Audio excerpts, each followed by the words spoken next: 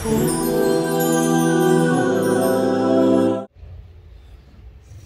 خدا صلی الله علیه و سلم گفت اولین نفری که اجازه به سوی بهشت میشه و من محمد هستم صلی الله علیه و سلم.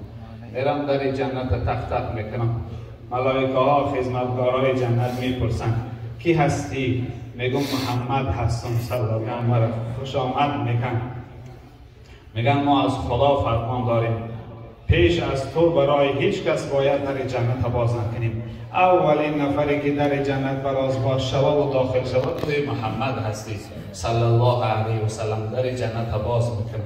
حبیب الحمد لله رب العالمین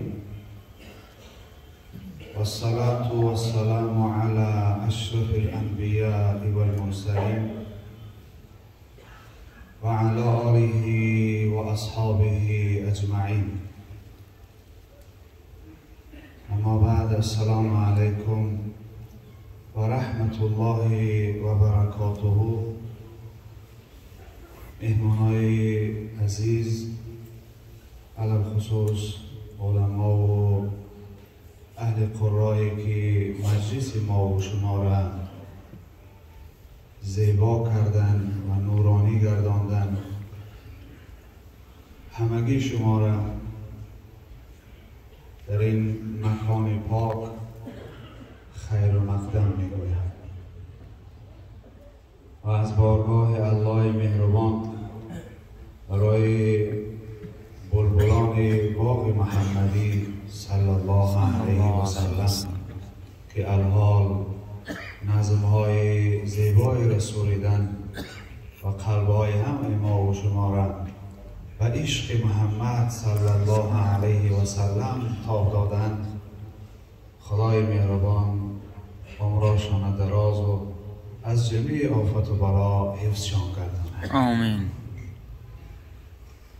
دوستان عزیز، صحبت ها بسیار عالی شد. نظم خوانی ها هم صلوات های بسیار زیبایی در وصف رسول اکرم صلی الله علیه و سلم خوانده شد. اما اگر نظر به وصف پیغمبر صلی الله علیه و سلم ما و شما اندازیم، از این خوانده ها که ساعت خواندن و قضیات خواندگی نیست، تا قیام قیامت اگر خوانده شود باز هم از وصف پیامبر چیزی نگفتن. دفتر تمام شد و آخر رسید عمر. سعدی میگه خدا رحمتش کنه. حضرت عمرش بر سپری کرد از پسی وصف رسول اکرم صلی الله علیه و سلم. دفترها پر کرد. حضرت در اخیر ببینیم چی میگه. دفتر تمام شد و به آخر رسید عمر، ما همچنان در اولی وصف تو مانده ایم. ای حبیب خدا صلی الله علیه و سلم، ما عمر آخر کردیم، دفترها و کتابها پر شد، قلمها خشک شدند، اما در اولی وصف تو ما مانده ایم که نگاه میکنیم چیزی در وصف تو حالی هم بیان کردن نتونستیم. دوستان عزیز، واقعا این پیامبر صلی الله علیه و سلم یک پیغمبری هست که وقتی خدا با این بزرگی پیامبر صلی الله علیه و سلم تعریف میکنه، چی نیاز به تعریف می عاصی و گناهکار؟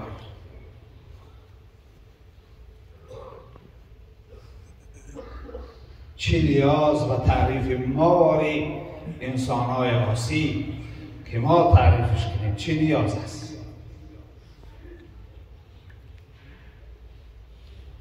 واقعا برادر عزیز، این یک نشانه هست. الان نگاه میکنم جمع عظیمی از شما ساعتی بیشتر به خاطر میلاد رسول اکرم صلی الله علیه و سلم آمدین برای شنیدن عشق محمد صلی الله علیه و سلم. اما برادر عزیز، همه این محبت ها، همه این عشق علاقه ها جمع شوند یک نکته واحد. اگر ما و شما جمع کنیم همه محبتی امت را از مشرق تا به مغرب، باز هم قطره از اون محبتی که پیامبر صلی الله علیه و سلم به ما داشت برابر شده نمیتونه. برادر عزیز، ما دوست می‌داریم، خدا را دوست می‌داریم، پیغمبر را دوست می‌داریم، اما نه اون مقداری که خدا و پیغمبر ما را دوست می‌دارن، اون مقدار ما دوست می‌داریم. خداوند مهربان در کلام خویش از محبت پیغمبر به نسبت امت بیان میکنه. اعوذ بالله من الشیطان الرجیم.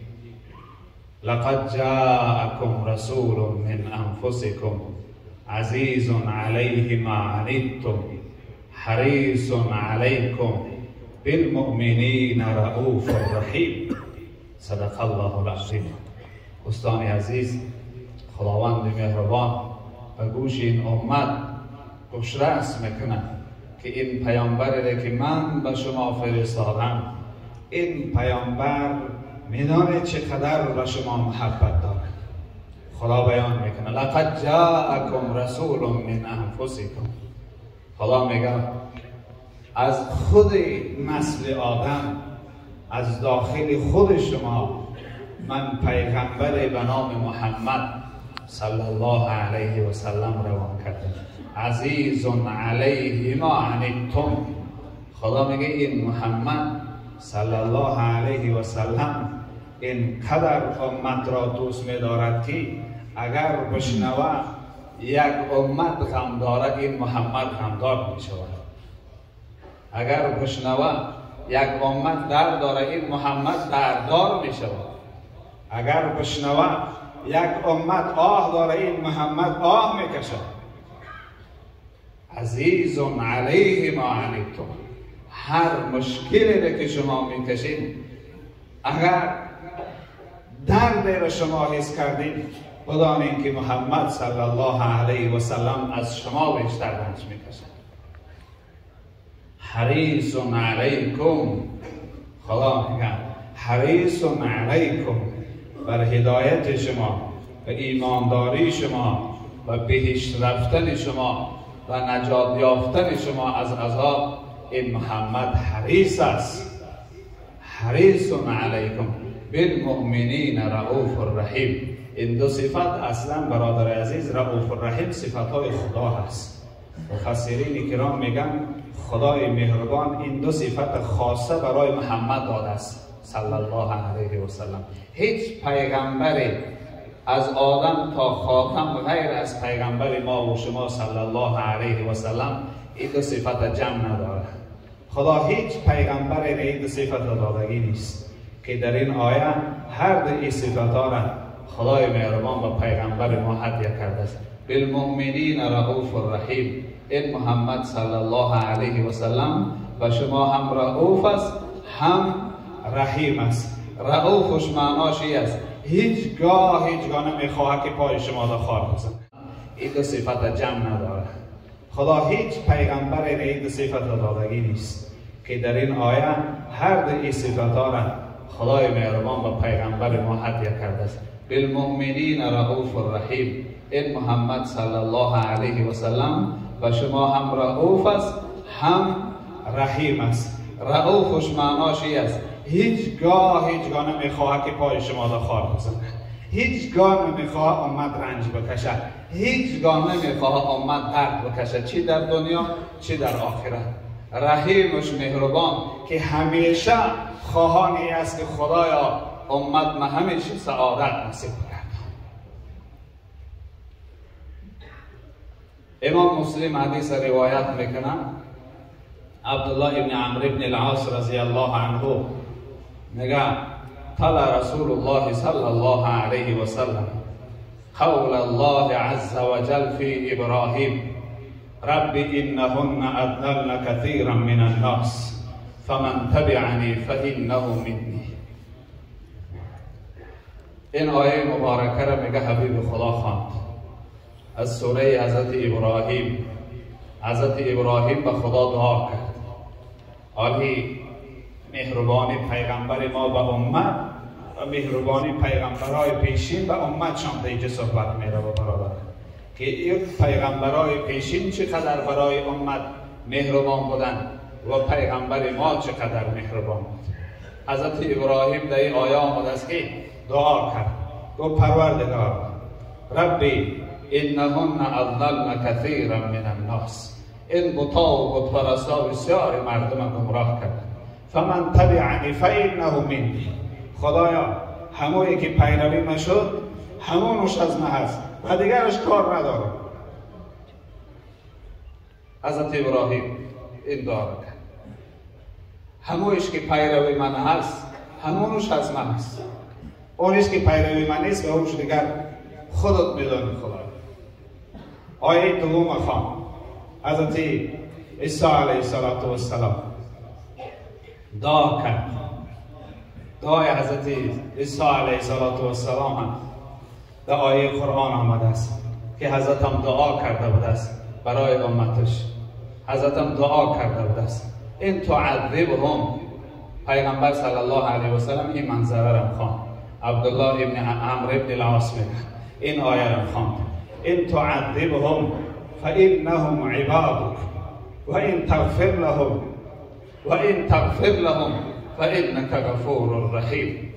این آیه را خواند میگه که حضرت عیسی دعا کرده بود است خدایا این تعذبهم فانهم عبادک، اگر این گناهکارای امت این مردم اگر عذاب میکنی حق داری، امت بندگان تو هستند، فانهم عبادک یا بنده های تو هستند. و این تغفر لهم، اگر ببخشیشان هم خدایا تو بخشنده و مهربان هستی. حبیب خدا میگن وقتی این دو منظره را خواند ناگهان و رفع یدیه، دستاشو بالا کرد به آسمان میگن اللهم امتی اللهم امتی اللهم امتی.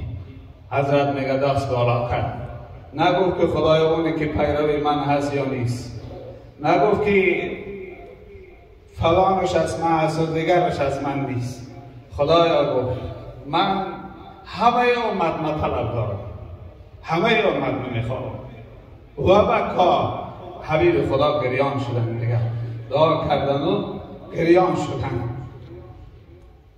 الله مهربان جبریل صدا زد یا جبریل اذهب الى محمد فسأله، ای جبریل نزد حبیب من بره، از او بپرس، در حالی که خدا دانا هست از حال او، خدا میدانه که محمد بهر چی گریه داره، برای او سوال بکو چرا بگو گریه داری، برای از حبیب من بپرس. جبریل آمد نزد پیغمبر صلی الله علیه و سلم، گوی حبیب خدا در حالتی که از حال تو خبر داره میپرسه که حبیب من چرا گریه میکنه. پیغمبر صلی الله علیه و سلم گفت به خاطر امتم گریه میکنه، به خاطر امتم گریه میکنه. جبریل امین نزد خدا پرسش کرد و خدایا تو خبر داری از محمد صلی الله علیه و سلم و برای امتش است، گریه هاش به خاطر امتش است، آبی دیده هاش. هیچ کجا برادر عزیز ما روایت نداریم که پیغمبر برای خودش گریسته باشه، هیچ کجا. و نفسی هیچ مراتب نگفته است، و امتی میگه فقط و امتی.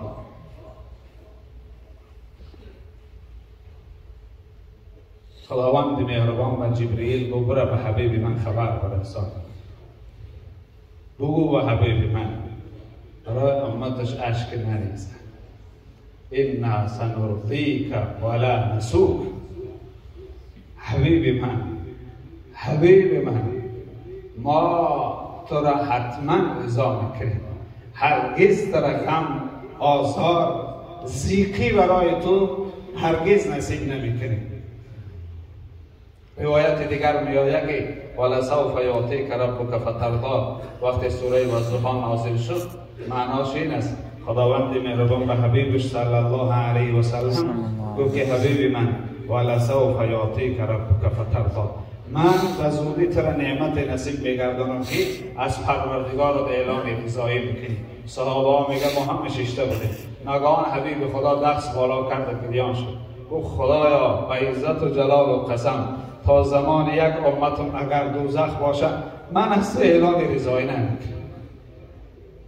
یک امتم اگر داخل دوزخ باشد نمیگم که من رضا نارضایی بیان میکنم. یک امت دوستداری پیغمبر رو ببینید برای ما، دوستداری محمد ببینید برای ما و شما.